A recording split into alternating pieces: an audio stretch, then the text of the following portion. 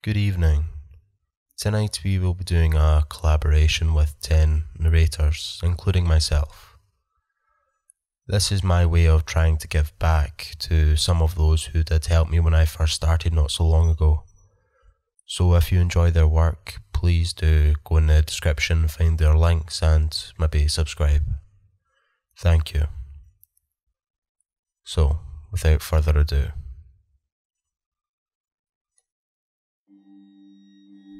I recently rented out a small cottage in the countryside for a week. I was going to go with a friend, but the bastard cancelled last minute. I had to go anyway because the deposit was non-refundable. The cottage itself was semi-detached, with the owners living in the other house. It was surrounded by woodlands and was up a dirt track from the village. The owners were a sweet elderly couple, and this cottage was lovely. They greeted me when I arrived. They were kind, but seemed oddly disappointed when I told them my friend couldn't make it. I spent the rest of the day hanging around the cottage after the long drive up. The first night, I went to bed quite early, about 9 o'clock, so I could get a good night's sleep before I went out the next day. Not 10 minutes after I'd gone to bed, I heard the most disturbing noise from next door. The owners having sex. Sadly, this isn't the end of this horror story. This shit went all night. There was hooting and screeching noises. It didn't sound human. I was exhausted and I hadn't even done anything yet. The next morning, I confronted the landlady about it, and she wasn't happy. I told her, "You know I could hear you last night doing what you were doing." She replied, "Well, next time, you can join in if you want, love," followed by a loud cackle. "Can you please just keep it down a bit?" I asked politely. She then gave me the most hate-filled look I've ever seen from anyone in my life, baring her crooked yellow teeth.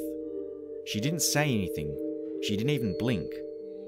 I slowly backed away into the cottage, but she stayed there in the same position with the same facial expression for hours.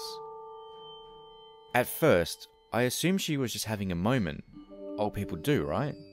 But after 8 hours, when it was starting to get dark, the husband arrived home, picked up his wife, and carried her back into the house like it was nothing. Not long after I called it a night, just when I was drifting off, a dark figure emerged out of my cupboard.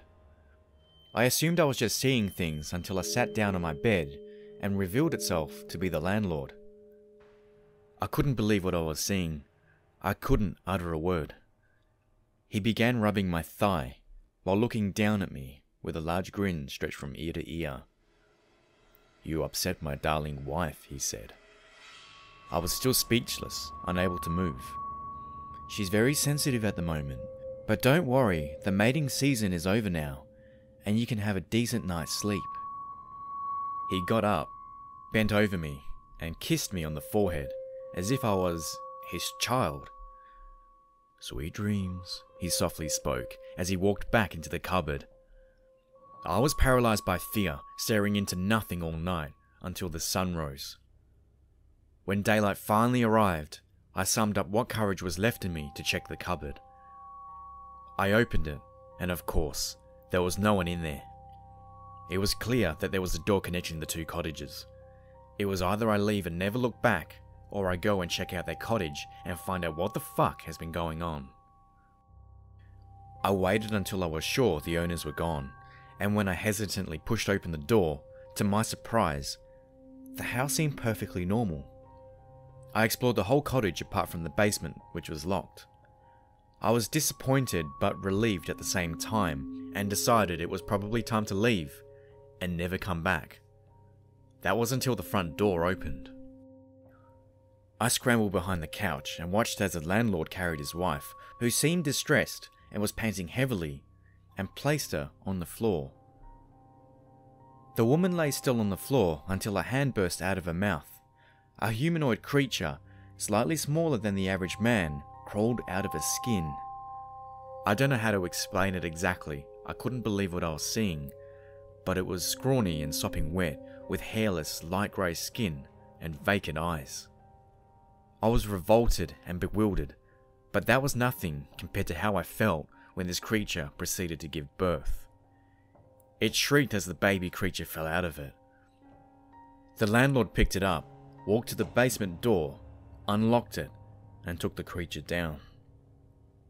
When he walked back up from the basement, behind him were two other creatures who I assumed were the couple's other offspring. "There's only one person staying with us, so only one of you will get their skin today," he announced. The creatures began arguing over who would get their human skin first, until the landlord exclaimed, "Enough!" He grabbed the slightly larger one and told him, "You will kill him, skin him, and prepare his insides for your mother.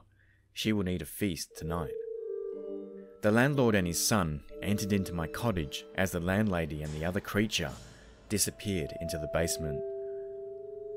At that moment, I made my escape, ran out the front door, and got into my car. I started the engine and stepped my foot down on the accelerator. I didn't care how fast I was going. That's when I heard a deafening shriek out of nowhere.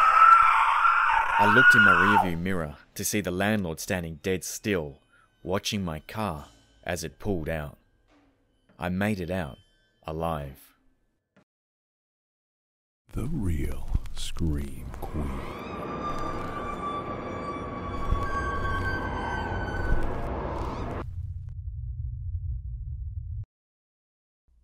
Todd finally found a place in Los Angeles he could afford. It was an old rundown building on the edge of a park, 10 stories high, without an elevator. But he was up to the challenge, and going up and down those 10 stories would keep him in shape. Move-in day was horrific. He hadn't really considered how to get his stuff up there. But with a lot of friends and multiple shifts with a dash of energy drink, anything is possible. Wiped out, he sprawled on his couch, checking out the magnificent view. He'd finally had the guts to come to Hollywood to go after his acting dream, and he couldn't have been happier. Well, a girlfriend would be nice, but maybe one day. Todd felt stiff and worn out. It was late and his eyes closed, when an ear-shattering scream jolted him awake. He rushed to his feet, out his door towards the opposite apartment. Another scream came from within. Without much thought, he banged on the door. He backed up, preparing to barrel it down with his shoulder. As his momentum propelled him forward, the door opened. He caught himself quickly, taking in a beautiful young blonde. "Hey," she whispered cutely. "You okay?" he threw back, taken by her calm. "It was a spider." Todd stepped back, relieved. What type of spider? "A golden orb." Huh? He knew that spider. Out of the hundreds of species of spiders he didn't know, she picked pretty much the only one he did. An Australian spider he had met on vacation a few months back. We have golden orbs in California? She shook her head. "Nah, it's for a movie." Todd was confused. Picking up on it, she smiled and motioned him in. Inside was a microphone stand, surrounded by egg cartons. On a large TV screen was a golden orb spider. Todd could tell it was some kind of recording studio setup, and by judging the wall of awards, he knew she was great at whatever she did. What's it for? "I specialize in screaming. Screaming? For film, TV, radio. If people need a scream, they come to me. Tonight, I'm in Australia. Tomorrow night, I get to run from aliens."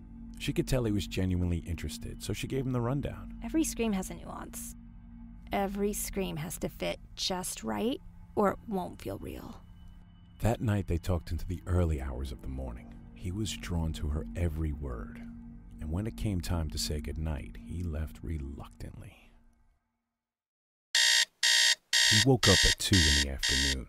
He had slept really well and wanted to see her again right away, but didn't want to come off like a stalker. So he ran down the stairs and went for a long jog. As he walked along the hallway to his place, she peeked out of her door. She had a huge assignment, was going to be busy for the entire week, but hoped they can get together when it was done. He admired her dedication, and it made him like her even more.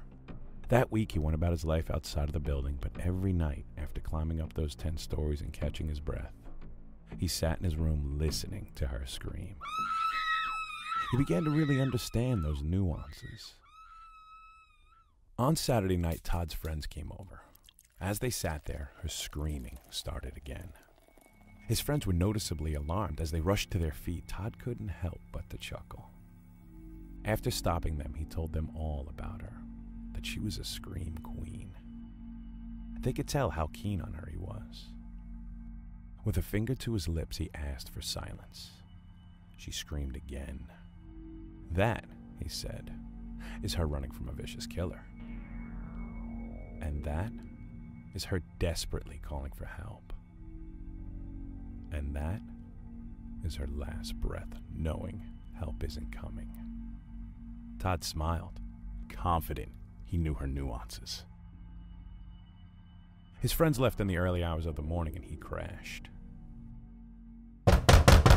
Banging jolted him awake. Todd, dreary, opened his door.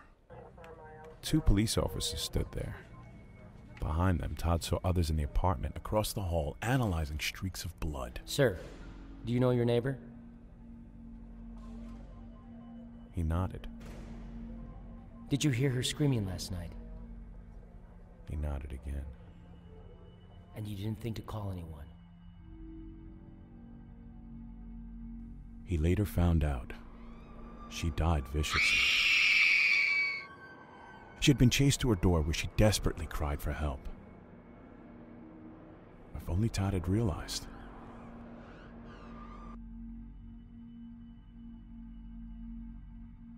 Todd sat alone in his apartment, numb.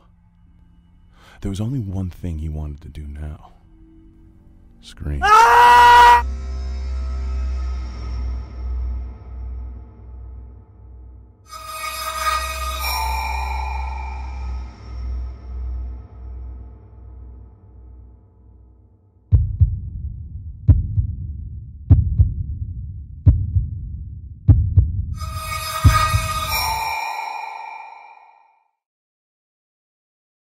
I've always had a strange obsession for coffee.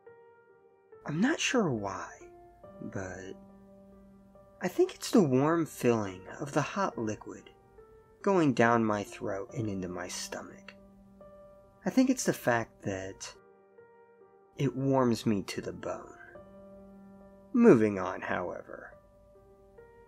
I sat at the table drinking my cup of coffee. God, I love my job, I thought to myself with a grin on my face and a cup of coffee in my right hand. I glanced across the table to my friend. If you're not going to drink your coffee, then why did you ask me to make some? He kept silent, a blank look in his eye as he stared at me. I shrugged. More for me. I reached across the table and slid the mug of coffee in front of me. I took one more long sip of my own cup, finishing it off in one large gulp. I returned to the paper in front of me, sketching a few things while I moved on to the cup I had taken from him. I yawned deeply into my sleeve, pausing my writing for only that. I frowned when I looked back up to my friend. David was his name, from what I recall. I glanced over to the TV in the kitchen, listening to the news anchor with breaking news. This just in. Yet another body has been found. I frowned. The body was found late last night, flowing down the little river. It had multiple lacerations and had the word fear, with the number 3 replacing the E carved into its stomach. Police are yet to let out any further information. This has been Action News, reporting to you live. I sighed after the newscast ended, looking over to David, a bit tiredly. It appears they found my work, David. Now, it's only a matter of time until they find you. I got up and walked over to the lifeless, pale body. It had a smooth laceration, nearly surgical, along the throat area, severing the carotid artery. I peeled his shirt off his body while sliding out a butcher knife from one of the nearby drawers. I then slid my gas mask on. I brought the knife upon his stomach, beginning to carve TH3 into his stomach. His warm blood splattered along my shirt as I severed multiple veins. My gloves had blood painted on them when I stabbed the bloody butcher knife into the wood table, letting it stick. I adjusted my mask with my gloved hand and made my way out the back door. I sprint into the woods behind his house while reaching for my cell phone. I dialed 911, having just thought of a marvelous plan. 911, what is your emergency? I responded in my tired voice. Yes. I'd like to report a murder. Okay. Where has the murder taken place? Sir? Well, where would be the fun in that? I turned around and whipped the phone towards the house. I wasn't far, so it only hit the grass in the backyard when I turned around and ran off through the trees. The next day I drove by the house. The cops were still there examining the crime scene further for who knows what. They'd be looking for me now. But that would just add on to the fun of this all. God, I love my job, I thought to myself, as I drove off towards the highway to get out of this place. For now.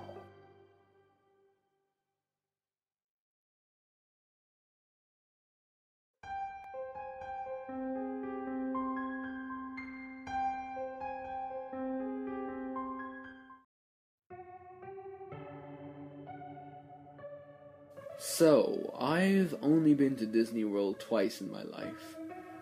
The first time I went was 10 years ago. I went with my family, who consists of my 2 brothers, my mother, and my father. And 10 years after our initial visit, they decided to treat me and my brothers to a trip to Disney World for doing well in school. They brought us during February, which was weird considering that we would have our summer vacation in a few months. But to be fair, it was really quiet there, so that was good. One of my favourite rides to go on was Splash Mountain. But before all that, my parents figured that my brothers should choose the rides first, as I got to choose them 10 years ago. I agreed, and we had a very fun time. But as the park began to close though, we began to head for Splash Mountain. I said to my family that I had to go to the bathroom, and my mother asked me to take my little brother with me, as he had to go as well. Now, just to clarify, my little brother is 10 years old, and my older brother was 18 years old. I obliged and went with him to the bathroom.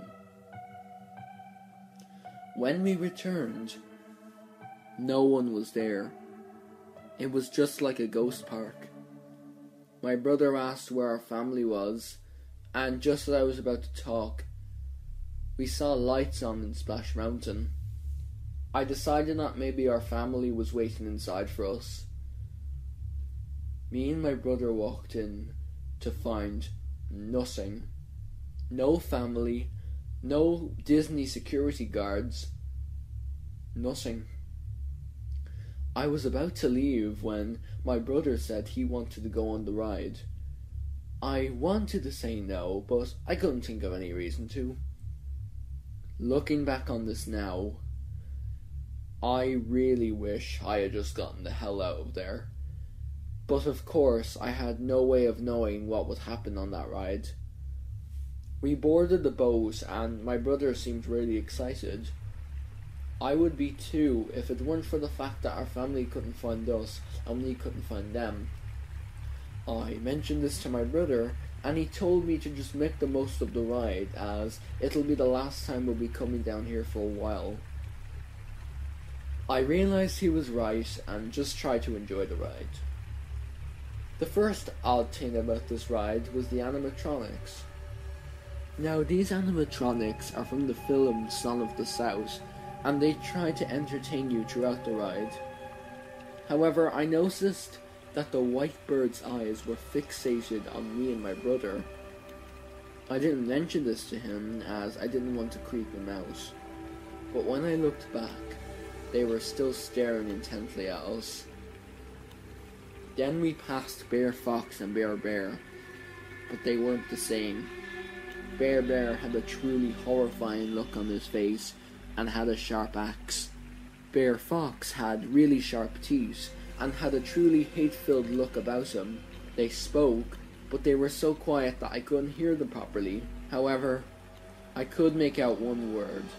A word that nobody would think to hear in anything Disney related. I heard Bear Fox say, "Murder." I couldn't believe it. I thought that this was a dream, so I pinched myself, but I then realized that it was all real. But then I thought, Disney wouldn't do something like this, would they? The Laughing Place song started to play, but something was off about it. I didn't know what was off, but I knew that it wasn't the same fun song as I had heard 10 years earlier. I knew at that point that I had to get off this ride, but I couldn't. I then heard my brother scream. I asked him what was wrong, and he pointed at something. It was one of the animatronics lying face down in the water, not moving an inch. There seemed to be defensive wounds on its body, meaning that the thing fought back viciously to survive, but succumbed to his injuries. There was a red liquid, presumably blood, that had surrounded its body. There was only one problem.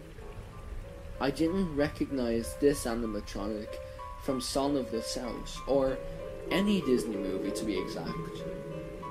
My brother started crying, and I told him in a comforting voice that it wasn't real, but deep down, I wasn't sure whether it was real or not either. Then we saw that Bear Fox and Bear Bear had captured Bear Rabbit. The rabbit looked legitimately upset and pleaded with the two to let him go. Bear Bear then went on to brutally and horrifically decapitate him. Blood seeped from his open neck as his severed head floated into the water, never to be seen again. Bear Fox and Bear Bear then looked at us and started laughing. Not playful or even kid-friendly laughing. This sounded threatening, and the way I imagined a deranged psychopath would laugh. My brother screamed, and I threw up into the water. The waterfall came around, but at this point we were too scared. We just wanted to leave. The waterfall was our favourite part of the ride though, so we tried our best to enjoy it. We went down the waterfall and we screamed out of excitement and terror for what had happened previously.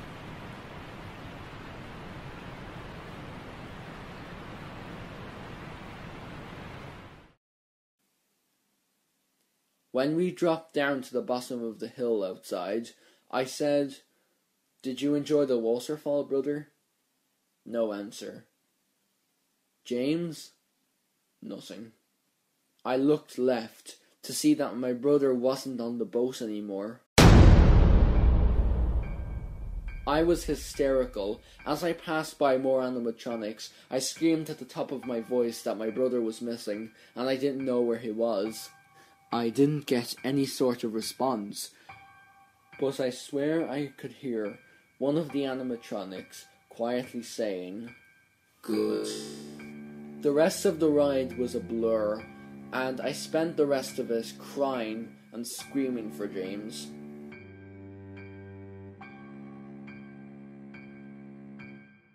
After the ride, the boat stopped at some platforms, and I was both thankful that the nightmare was finally over and worried as my brother had disappeared in what was often nicknamed the happiest place on earth. I took out my phone and tried to call my parents, but my battery had died. Fuck, I'd forgotten to charge it before I arrived. Just then, the lights went out, and I heard loud footsteps from the darkness of the platform.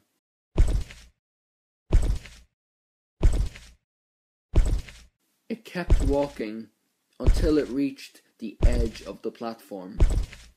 My boat started rocking. It rocked so much that I actually thought I was going to fall off and into the water, where I would subsequently drown. I started crying again. All I wanted to do was to find my brother and get the hell out of there. And then I heard one word that I still remember today. Whatever was on the platform somehow was able to whisper into my ear, James. I got out of that ride so fast I don't even remember running. My family was waiting outside for me.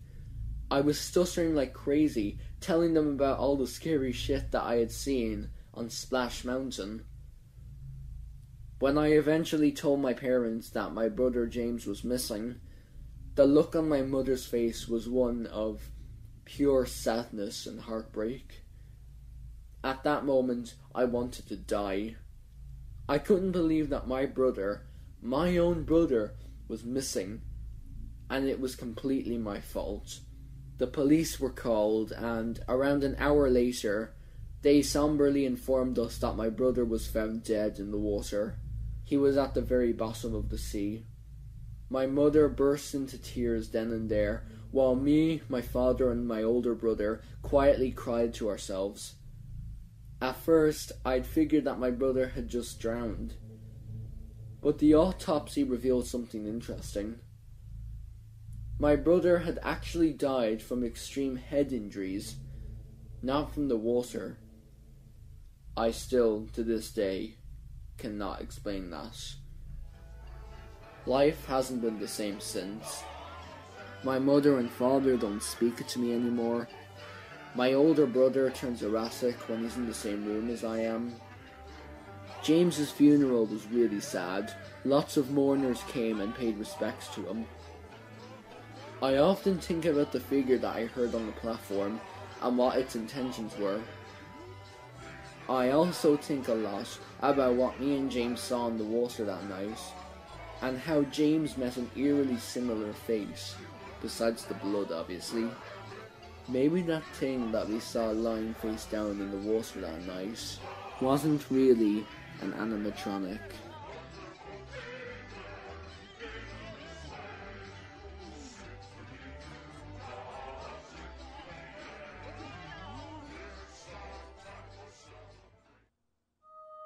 The flakes of falling snow melted instantly when they struck the hot undercarriage of the overturned car. And as the front wheels finally stopped spinning, Kelly, the shopkeeper, pushed her way to freedom through the shattered windshield. Her injuries were numerous and painful, and the events of the past week flashed through her mind. She could no longer tell herself that it was all a coincidence or a case of rotten luck. The divorce, the burglary, and the sudden death of her puppy weighed like an anchor in her heart. She freed herself from the mangled sedan, and a bolt of pain struck her. Her right leg was broken in multiple places, dashing any hopes of walking. Only moments before, as her car was veering into the ditch, Kelly knew the curse was real. This cemented the reality of it. If she at least didn't try to put an end to it, she knew she wouldn't live to see another day. No cars passed her, no good Samaritans came to her aid, and no sirens were approaching from the distance to save her. She was alone, broken, and freezing. The snow fell heavier as she dragged herself the 1.5 miles back to her shop. The weighty flakes piled up quickly, covering the blood that trailed behind her. It was a benign, common action at the time. Kelly even laughed at the prospect of a mythical curse when she took his picture without permission. She giggled at those supposedly afflicted with the curse, and the most certainly fabricated travesties that befell them. Kelly felt in heart that it was all false, a baited concoction of retail devised to push a few more wares. To put an end to silly, albeit profitable, curse, Kelly had arranged the purchase of the item for a limited time only display event. It wasn't until much too late that she was crippled with regret. Once she tried to apologize, but that insincere and half-hearted apology was simply not good enough. His curse is powerful and not so easily fooled by empty words and condescending smirks. Maybe, she hoped, maybe her pain-filled words of sorrow will penetrate his stoic exterior and resonate enough that he will reverse everything the awful curse had caused. It was a nice thought, but quite unlikely. The best outcome would be that no longer would the torturous misfortunes continue. She had already lost so much and she just wanted it to stop. She fully believed in the curse now and wanted him to see how much she truly regretted disrespecting him. Only half of her fingers were fully functional due to frostbite setting in rapidly, but she managed to unlock and open the front door. She pushed on the glass, then the wind took over, blowing the door open with a torrent of fresh snow that blanketed the entryway. In one move, she was able to roll inside and shut the door behind her. The shop fell quiet.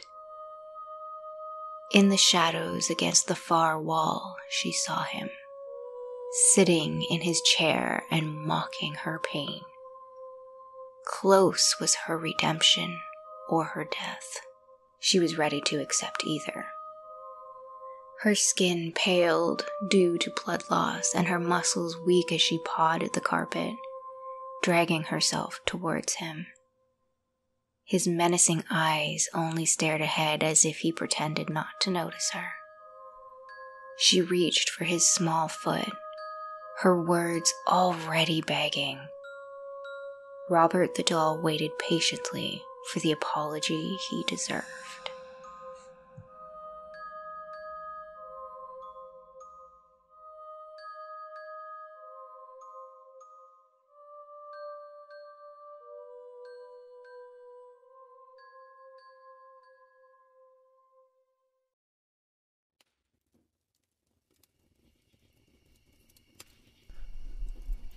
When I was 19 years old, I worked as a counselor in a summer camp. It was really gorgeous, with wooden cabins and a lake, but it was in the middle of nowhere. The camp was surrounded by dense woods. There was nothing but trees and canyons, and the closest town was over 20 miles away.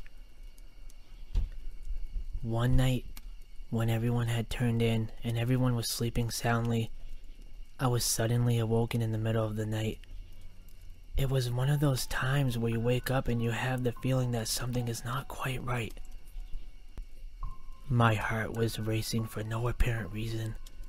I just lay there quietly, listening intently.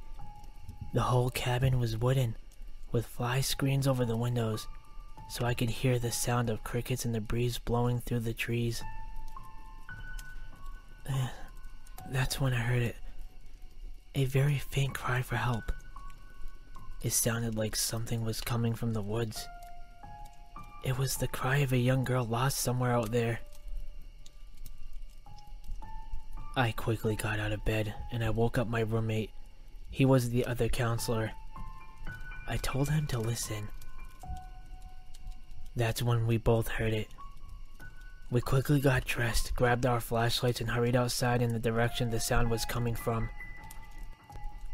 It was intermittent, but I could clearly hear the girl's voice saying, "Help! I'm lost." She was quite a ways in the woods. She sounded like she was in a lot of distress. The quicker we found her, the better, so we can get her back to camp safely. It was dark as hell that night, and all we had to light our way were 2 puny flashlights. The girl was out there in the pitch black with no way of seeing anything at all. The boys' cabin were on one side of the lake and the girls were on the other. On the way, we ran into a female counselor. She had heard the cries from her side too. All 3 of us headed into the woods together, shining our torches left and right and calling out for the lost girl. We were reluctant to go any further into the woods because we didn't want anyone else to get lost. Whenever we called out to the girl and heard her respond, it sounded like she was quite far in. After walking for about 5 minutes, we could hear her crying and sniffling, so we knew we were close. It sounded like she was only a few feet away, and we could hear her saying, "I'm scared. Where am I?" in a low voice. We kept trying to reassure her, and just when we felt we were getting close to her, she suddenly went silent. "We're here! We're here! Where are you?" We called out, but there was no answer. Then, in the distance, we heard her voice again, crying, "Help me! I'm lost! Come quick!" We started toward the sound of her cries, and just when we felt we were right on top of her again, she went silent. We called out to her. We waited for her reply. Nothing. Then, from even further away, we heard her voice again. "Help! Why can't you help me?" Something didn't feel right. We all looked at each other, and without a word, we decided to head back to camp. We called out to the girl and we told her we were going to get help and we would come back with a search party. We could still hear her faint whispers and crying sounds, so we told her to sit tight and we would be back soon. The 3 of us sprinted back to camp and rang the big bell at the main office to alert the whole camp that there was an emergency. The camp manager switched on the floodlights and we all met in a quad for a roll call and head count. They started by calling the names of the counselors. We were all present. Then, they called the names of the campers. All of the kids were present. Nobody was missing. They went through the roll twice and 3 times. Every single person that was meant to be at the camp was checked off and present. But what about the voice of the girl? Who was she? The camp manager and the other counselors thought it was a false alarm. They said it must have been our echoes from our own voices. They dismissed everyone and sent us back to bed. The 3 of us knew what we had heard, and it wasn't an echo. It was creepy as hell. The voice kept leading us into the woods, further and further. Someone or something was luring us deeper into the woods, and to this day, I have no idea what it intended to do to us. This was by far the creepiest thing I have ever experienced. Myself and the female counselor believed it was something paranormal, but neither of us could explain it. The counselor was my roommate. She refused to talk about it, and whenever we brought it up, he would say it was just voices echoing. But when I looked in his eyes, I could see that he was scared to death.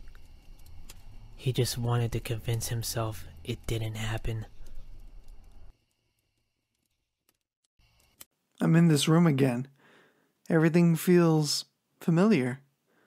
The empty space, the simple chair, the bed and desk space, and the same window.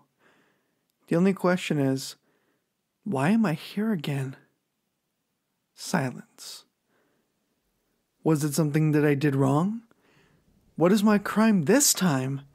How far down have I broken? Or rather, who have I broken? Did someone die? Or am I dead? Is that even a question I can ask? Silence. This room doesn't seem so bad. There seems to be at least some life, aside from the dust that has accumulated, but something keeps calling to me. It's just beyond the walls, but I can't reach it. I become quieter and hear it tell me, "It's not safe." I ask the voice what I had to fear. Silence. I continued to listen to the voice, body pressed against the wall.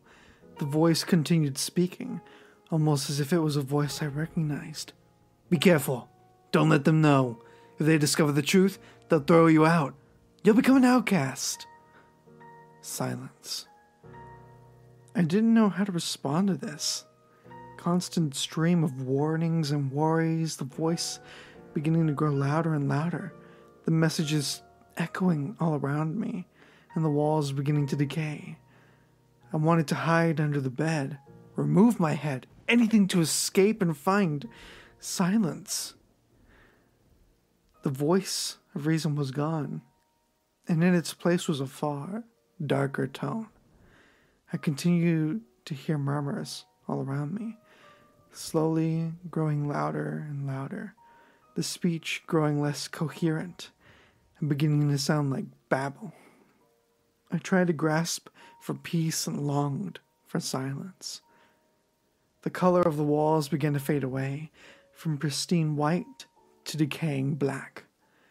The wallpaper peeled like skin and ink, oozed onto the floor in heaping clumps. The voices around me continued to echo, the context becoming toxic like the room. "There's no hope. Give up and die." Silence. The voices grew hostile, trying to instill more and more fear into me. They called out my worst regrets and worst nightmares. They told me how I should fear everything, and continued to ask why I had no fears. They began to mock me in a jumbled fashion. "If you fear nothing, then why are you afraid now?" Silence. The air around me began to thicken like a blanket. The air itself vibrated with the voices as they had risen to a vibrant roar. They bellowed fear into my ears, forced the sounds down my throat, began to choke me. "If you're not afraid, then why don't you die? Death is such a pleasant escape. Why don't you take it?" Silence. I cried in pain as the voices moved and commanded the air. They were all around me and forced the room to fall. The walls began to crumble, stone cascading down. The light from beyond the window was gone and pitch dark. The chair, the bed, and floors were rotting away. The voices continued to scream and shout as the walls came down. Silence. The room was gone. The rubble I was in had vanished, and I stood alone in an empty space with no light and no way out. The voices had faded now to a low hum. I could barely breathe and felt myself suffocating. The voices were fading, and so was I. The voices were about to grant me silence. The air began to fade. I gasped, hoping to provide my lungs with relief. But it never came. The voices were gone, and so was everything else. There was nothing left to me but a void, and I feared it more than anything before it. What I feared now was not the calls of paranoia. What I fear now was the silence.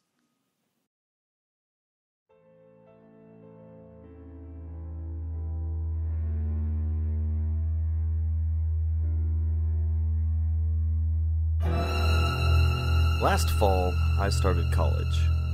I hated it. The classes were hard, the people were cold, I had a hard time making friends. And then there was Addison. Addison was my roommate. We were randomly assigned by computer, and it couldn't have been more obvious. We had nothing in common. I was a nerdy, self-conscious tall girl that frequented the computer labs. She was a blonde, petite softball player that spent her Saturday nights partying and her Sunday mornings in church. She was friendly enough. When we both happened to be in the room at the same time, she'd say hello. Sometimes she'd borrow my shampoo, without asking, of course. Sometimes I'd borrow one of her fancy schmancy granola bars in retaliation. Generally, things were okay, even though they weren't great. Until the night of October 19th. I got back late from an engineering class. As I felt the chill leave my cheeks in the warm hallway of our dorm, I heard a scream from our room. Addison. Then she yelled, "No! Get out!" I ran to the door, shoved my key into the lock. I thought I was about to stumble on an attempted rape. Addison didn't exactly hang with the best crowd, and she had a posse of frat guys that followed her like bees after honey. "Addison, are you okay?" She was alone. Just lying there crumpled on the bed all by herself. When she heard me, she whipped around in surprise. "Oh, sorry, I must have fallen asleep," she said. She sat up and stretched. "Sorry, what were you saying?" "No, just... I heard you yelling. Are you okay?" "Yeah, I'm fine. Must have been talking in my sleep. Haven't done that since middle school." She let out a little giggle. Sleeping. My eyes fell on the bed where her phone lay. It was mid-call with someone. I could see the little phone icon on the screen, see the numbers timing the length of the call. "Were you on the phone with someone?" "No, I was asleep." I stared at her. Okay. I decided not to press it. Maybe it's just a fight with a hometown boyfriend or something. Or her parents. But then why did she say get out? No one was in the room with her. The next week went by without anything too exciting. My classes got a bit harder, and I spent more and more time over at engineering school. Every night, by the time I got back to the dorm, Addison was already asleep. I could hear her light snores coming from across the room, see her cross necklace dangling from the jewelry hook on her dresser. On Friday night, I got home a little earlier than usual. I didn't have a problem set due until Tuesday, so I figured I'd relax a bit. As I walked down the hallway, it was dead silent. The light flickered overhead, and I felt a chill course through my body. I've never seen the building this empty. I immediately shook my head, trying to extinguish the thought. There's nothing wrong with the dorm being empty on a Friday evening. People go into town, hang out with their friends, some even take trains into the city for the weekend. The light flickered again. And besides, there probably are people here, they're just sleeping or on the computer or something. My footsteps softly thumped across the carpet. The gold 21 screwed to our door came into view. I pulled out my keys with a jingle and put them into the lock. I twisted the doorknob. The room was dark. Addison out partying as usual, I thought to myself with an eye roll. I set my backpack down against the dresser, unhooked my bra, and climbed into bed. I pulled out my phone, scrolled through Reddit, sent off a text to my mom. The silence remained. The minutes ticked by, and I realized I hadn't heard a single sound in almost 20 minutes. My heart began to pound. A prickly, uncomfortable sensation crept up to my arms, up to my neck. Something is wrong. Something is very, very wrong. I looked up from the phone. The dim glow of the screen lit up the room in a soft glow. The shadows were black and blurred, but as my eyes adjusted to the dark, they came into view. There was something on Addison's bed. something long, stretching up to the ceiling. I squinted in the darkness. It was Addison, standing on the bed, her head almost touching the ceiling, staring down at me. I yelped and jumped back. "Addison, what are you doing up there?" I shrieked. "You nearly gave me a heart attack." She opened her mouth. It seemed to stretch wider than ever before in a sunken O shape that was blacker than the shadows around her. I already got the others. I ran out of the room, down the hallway. I could hear the thump, thump, thump of footsteps pounding behind me. I raced down the stairs. The lights flickered. I swung open the door, then I collapsed, gasping in the cold, crisp air. They found the bodies the next day. 17 people total, all of them found dead in their rooms. Cause of death? Asphyxiation, even though none of them were hanging from ropes or showed any signs of being strangled. Addison herself was found dead in our dorm room, splayed out across her bed, the cross hanging from her neck, upside down. Thank you so much for watching and listening. I'd like to take a moment to give a shout out to my friend ZombieCorn, who aided me with the female parts in this story. You can check out her channel in the end card afterwards. I will see you guys in the next one. This happened back in May of 2017. My stepdad was a truck driver for Affiliated Foods. He took loads to places such as Kansas, Oklahoma, Texas, and New Mexico. He was able to have company with him on these trips because they were short, and I wanted to go with him. It was 1 a.m., pitch black. We were in Texoma when this happened. We were having one of our normal stepdad-stepson conversations when we look over outside the windshield and we see a 7-foot dog-like creature with a fluffy tail run across the road. We looked at each other like, what in the absolute hell was that? The trip pretty much went uneventful. Besides that, we made it there safe and made it home. It was New Year's Day, 1995.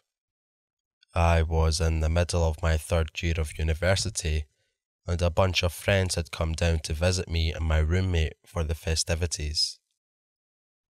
We were all pretty hungover from the drinking the night before, and went out for the usual nice day out, a bit chilly, I don't feel so good, post-greasy breakfast hungover stroll around the neighbourhood. 2 of these friends were twin brothers.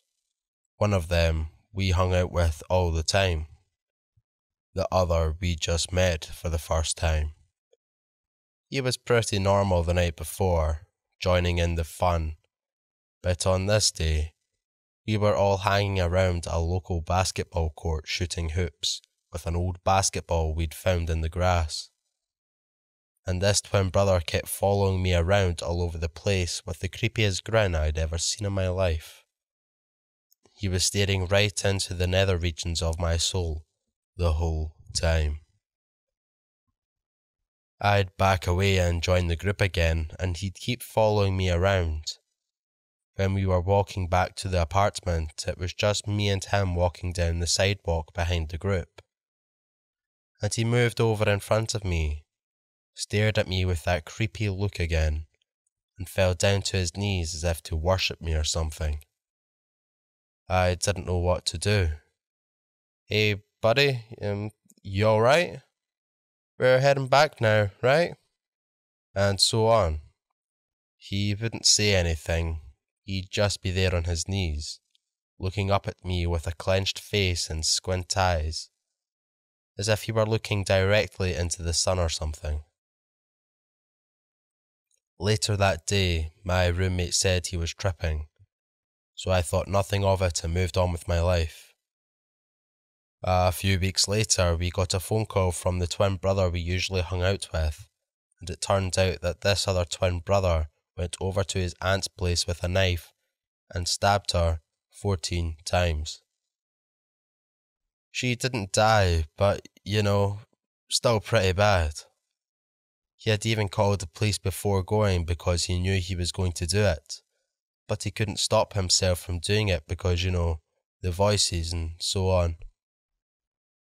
The ensuing court case was widely covered in the media, as this was a relatively smaller community where this sort of thing doesn't happen on a regular basis.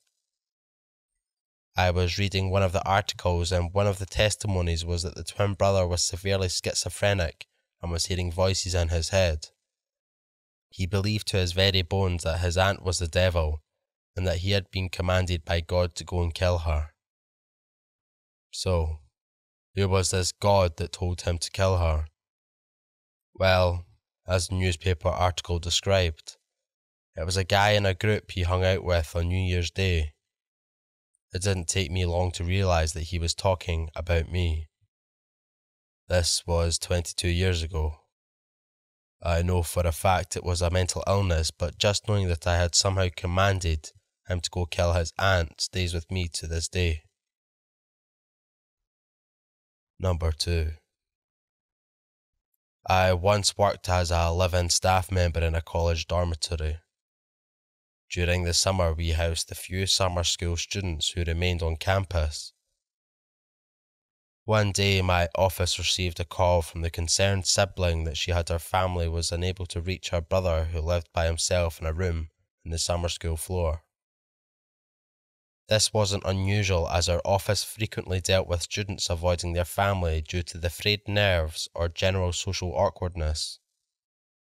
Our normal protocol to check on a student is to try reach them by our emergency contact information. Failing that, we would go check their room to verify they're living in the building and perhaps available then and there, then have them call their family to verify we followed up on the original request. Also, we are to only enter a room with another staff member present.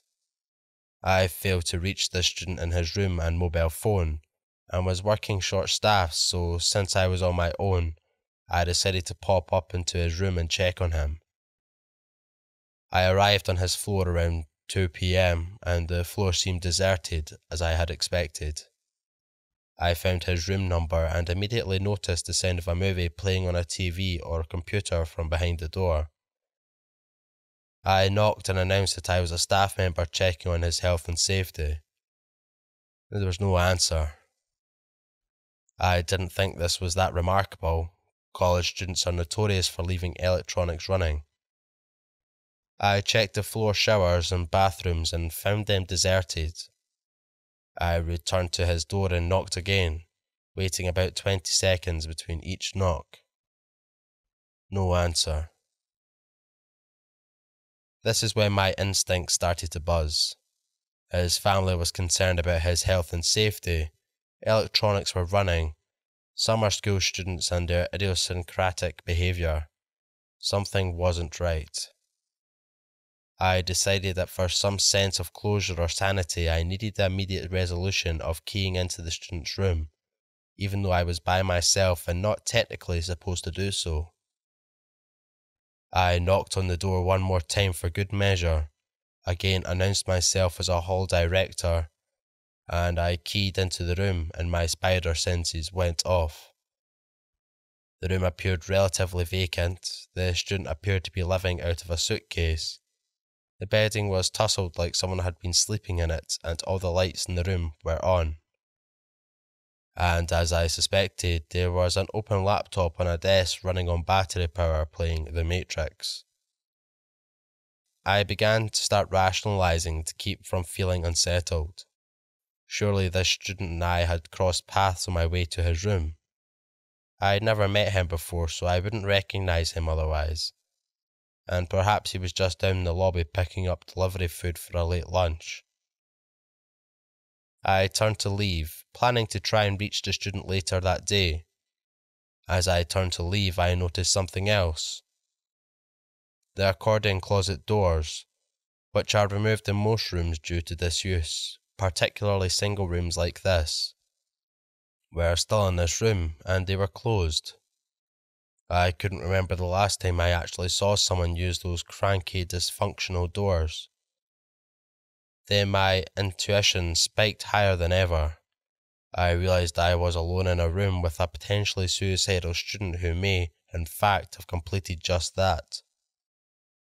And I am about to be that guy who discovers the body and then has a storm of paperwork and undesirable tasks, not the least of which was calling the family back to break the news. I felt like I was talking to myself, and my voice cracked as I spoke to the closed doors and announced my name and title, and that I would be opening the accordion doors in 3 seconds. I fumbled with the latch on the doors and finally managed to get them disengaged. And as I slid the doors apart, I was unprepared. I tell you what I didn't expect. A 7-foot dark-skinned man staring at me embarrassingly as though I had found his secret hangout. We stared at each other for a good 15 seconds without blinking, breathing, or speaking. All I could think to say was, are you in here hiding from me? He looked at me and said, yeah. My heart was still racing, and I turned to leave, and before I shut his door, I turned back to him and said, call your sister. She's worried about you, and frankly, I am too. Well, thank you all for listening. Like I said at the beginning, and if you made it to the end, please go check out some of these other narrators. Their links will all be in the description, and as always, thanks for listening.